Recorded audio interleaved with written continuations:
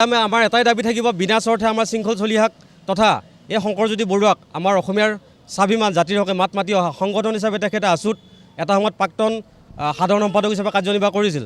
কিন্তু আমি অসমীয়া জাতীয় চেতনা জাতীয় স্বাৰ্থত যিসকল লোকে কাম কৰি আছিলে, এই শংকৰজ্যোতি বৰুৱাৰ লগতে শৃংখল চলিহা আমাৰ তিনিচুকীয়া জিলা সমিতিৰ অভিষেক বৰা তেখেতকো আটক কৰা হৈছে। এই প্ৰতিগৰাকী লোকক সৈনিকক যাতে বিনা স্বাৰ্থে মুকলি কৰি দিয়ে, মুকলি আকাশৰ তললৈ তেওঁলোকে এৰি দিয়ে, তাৰ কাৰণে আমি আমাৰ জিলা সমিতিৰ তৰফৰ পৰা আহ্বান জনাইছোঁ।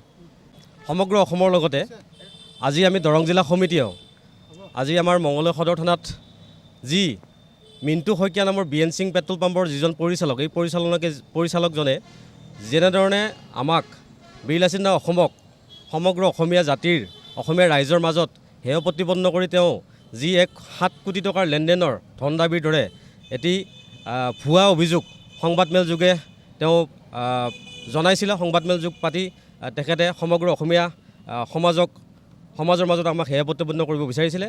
আৰু সেই সংক্ৰান্ততে আমি বীৰ লাচিত অসমীয়া দৰং জিলা সমিতিয়েও আজি সমান্তৰালভাৱে আমাৰ মঙলদৈ থানাত এই ভুৱা যিজন চক্ৰান্তকাৰী ষড়যন্ত্ৰমূলকভাৱে যিধৰণে আচলতে বক্তব্য আগবঢ়োৱা এই মিণ্টু শইকীয়া নামৰ যিগৰাকী ব্যক্তি, এই ব্যক্তিগৰাকীৰ বিৰুদ্ধে আমি মঙলদৈ সদৰ থানাত আজি এজাহাৰ দাখিল কৰিছোঁ।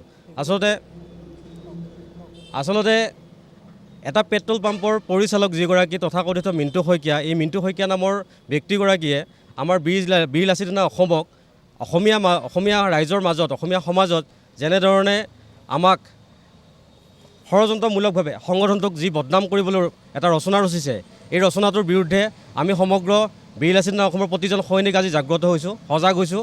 আগন্তুক দিনত এনেকুৱা যাতে নহওক, কোনো ধৰণৰ লোকে আমাৰ বিৰুদ্ধে এই ধৰণে ষড়যন্ত্ৰমূলকভাৱে যাতে কোনো ধৰণৰ ব্যৱস্থা নকৰক, তাৰ প্ৰতি আমি সদায় সজাগ হৈছোঁ। আৰু আজি বীৰ লাচিত অসমৰ দৰং জিলা সমিতিৰ প্ৰতিগৰাকী সৈনিকে আহি থানাত আৰক্ষী অধীক্ষক মহোদয়লৈ আমি এজাহাৰ দাখিল কৰিছোঁ।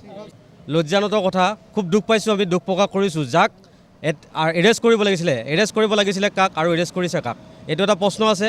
অসমৰ যি প্ৰশাসন ব্যৱস্থা, এই প্ৰশাসন ব্যৱস্থাটোৰ ওপৰত আমাৰ প্ৰশ্নবোধক আছে।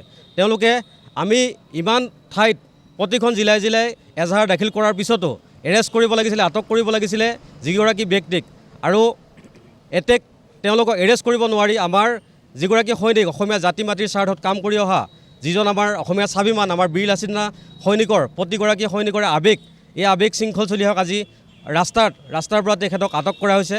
ইয়াত আমি প্ৰতিক্ৰিয়া প্ৰকাশ কৰিছোঁ আৰু আমি সমগ্ৰ অসম কঁপাই তুলিবলৈ আমি প্ৰস্তুত আছোঁ। দৰং জিলা সমিতিয়েও কিন্তু সমান্তৰালভাৱে প্ৰতিবাদ কৰিবলৈ সাজু হৈছোঁ।